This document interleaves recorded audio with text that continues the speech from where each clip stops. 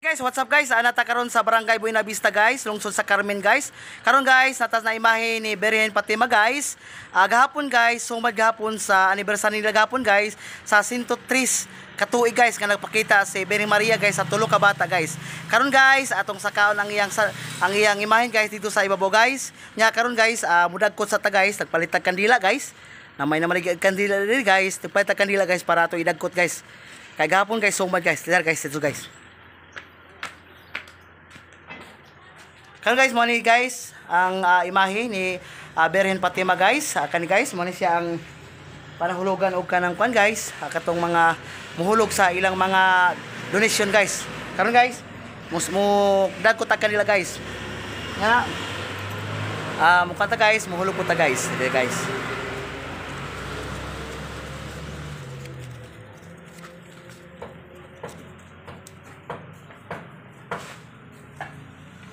Karon guys, mudag ko ta karon guys diri sa dagkotanan guys. Da guys. Da. Oh. Ta guys, dagkota guys. Ari guys, ginailang dagkotanan diri guys, makita na to guys, ang dagkotan nila guys, da guys. Dagkota guys. Salamat ta ni Birhen Maria guys nga kitagaan ta niya kabaskog sa lawas unya sa panahon pod.